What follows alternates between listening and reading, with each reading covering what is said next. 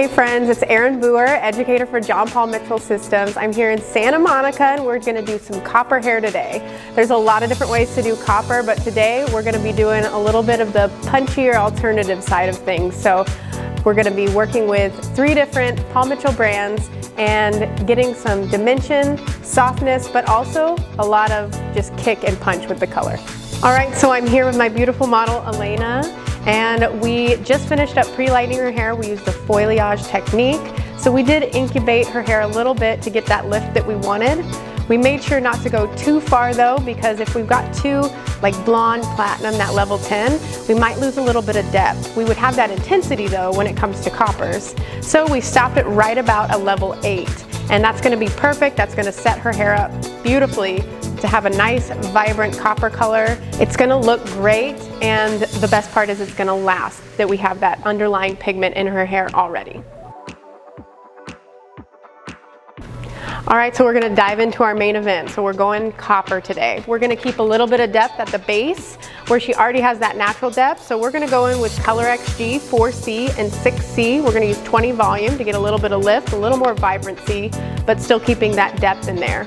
And then on the ends, I'm gonna alternate between Pop XG Orange and Crema XG 7RO. All right, so we're gonna go in first with our depth. We're gonna use that Color XG formula. I like to go in and put it on the base all over first, and then I'm gonna go back through with our other formulas and add that dimension and that vibrancy and that pop. So for that, I'm just gonna do 3 standard sections, 2 in the front and 1 in the back. And then once I've applied that base of our Color XG, I'm gonna be able to go back in with our 2 other colors. So I do this first all over, just mostly for time's sake, because I know everything that's on her scalp on the base is going to be this depth color. So I'm just getting it out of the way right at the beginning. And then what I'll do is some pieces I'm gonna pull down of this depth further, and some pieces aren't gonna go down that far, but everything on the scalp is gonna be that base color.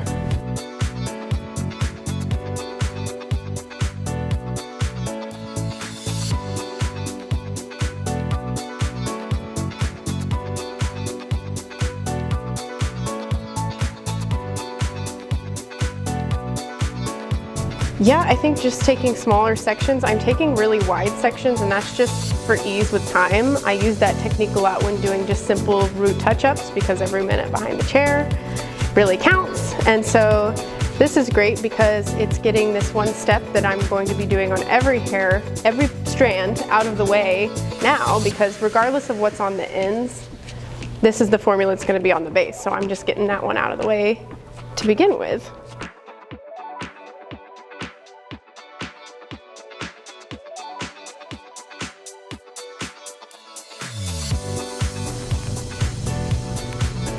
And then up at the front, a little key tip is, even along the lines of the highlights, you can see that it's closer to, when it gets closer to her face, it's brighter. So I'm being careful to not bring that color down too far right next to her face. As far as when it gets further away from her face, I can bring that down a little bit more, but that's just gonna give her that natural like depth and brightness right around her face.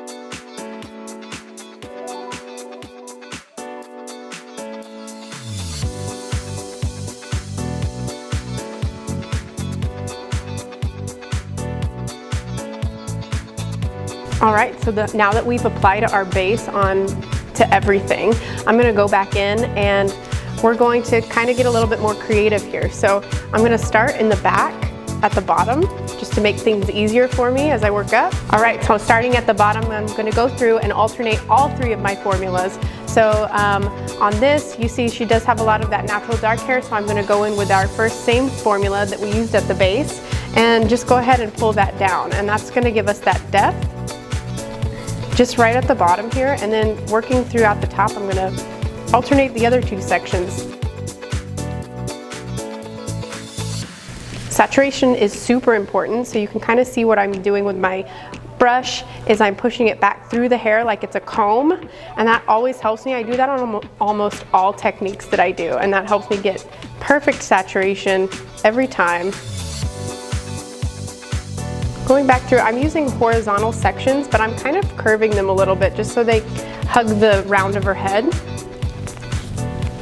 And some of these base colors I want to drag down, but not all the way, just to make sure that that depth comes down a little bit more in the places that I want to see it.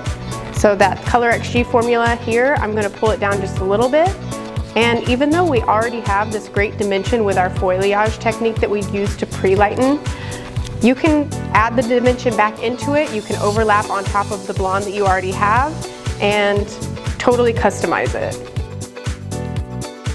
So I did leave some of that light out at the ends, and I'm gonna go in with my Crema XG formula and kind of just blur that together.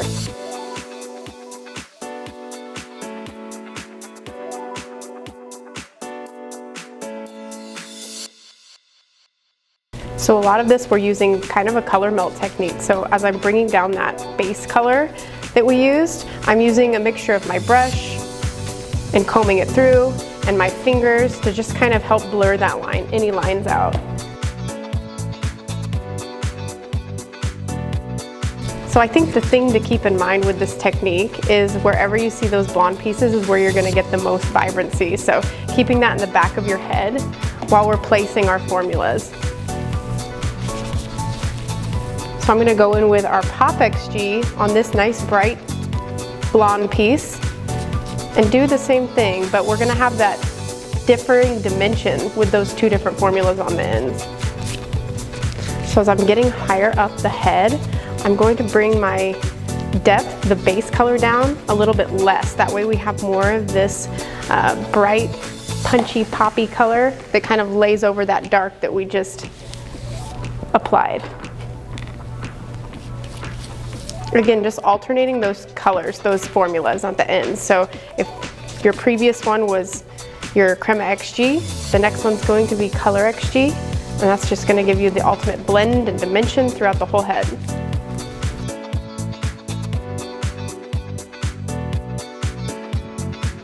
I am a very visual colorist, I'd say, so I think, and we all are, right? It's all very visual. So in my mind, I like to think of like this back section right at the edge, that's going to be a little bit darker. And then everything at the very crown might be a little bit brighter because I like those ribbons of color laying over that little bit of a darker patch. So you could definitely like section out or like stop yourself right here and then start bringing that lightness up. And that could go for this technique, balayage, highlights, whatever. But having that dark laying underneath light is always going to have those really pretty ribbons, and I always kind of keep that in the back of my head whenever I'm coloring, especially like dimensional or kind of balayage colors or color melts and stuff like that.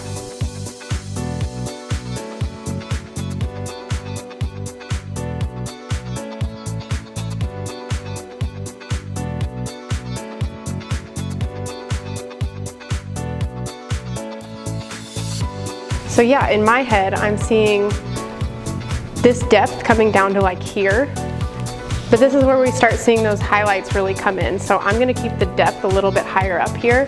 That way you can just see it right now. You can see that if I bring my bright color up to here, it's gonna have this backdrop of depth and really help those ribbons to kind of like shine through.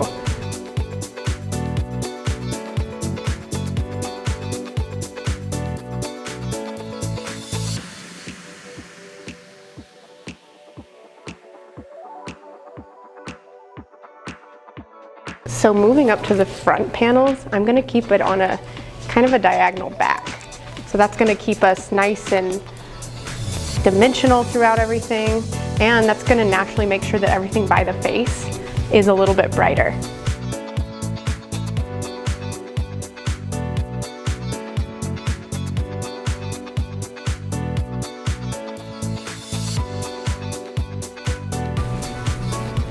So as I'm getting kind of higher up on the head and closer to her face, I'm going to actually split this section in half, and everything further away from the face I'm going to make our Crema formula, and close to the face, because it's super extra punchy and vibrant, I'm going to put our Pop XG formula. So that's going to give us even more like ribbons and dimension throughout everything.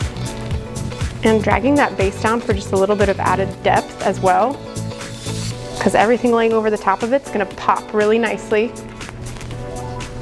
So dragging that base down a little bit, so you see that we brought it up pretty high right by the face. So as we were moving away from the face, I want it to naturally kind of just make that little diagonal back. So I'm pulling that base down just a little bit right behind those really bright pieces, and that's where we're going to get a lot of contrast and those face framing highlights.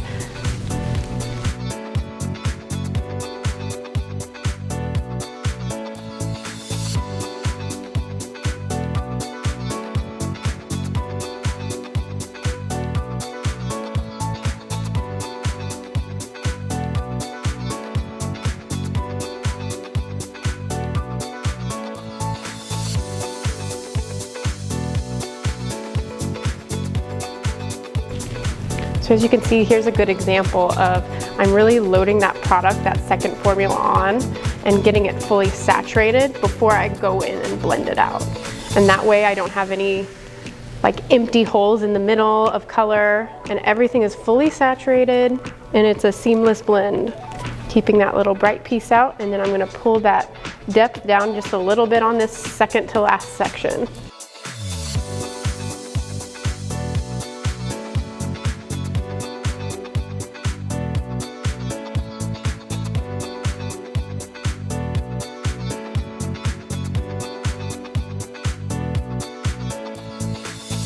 All right, so as you can see, all these tones flow together perfectly. We were able to give her a beautiful dimensional copper color that's really gonna stand out in a crowd. This technique is something that you can use for any kind of copper or any color technique that you're using. Maybe you're in a totally different tonal family. You can still use this color technique to get your client to their desired end result. And that's what we love doing, is making sure that our client leaves our chair super happy. We get to be creative and our client is in love with their hair. All right, I hope you enjoyed this class as much as I did. I hope you learned something new today, and I hope you try it out. Please don't forget to follow us on Instagram and subscribe on YouTube.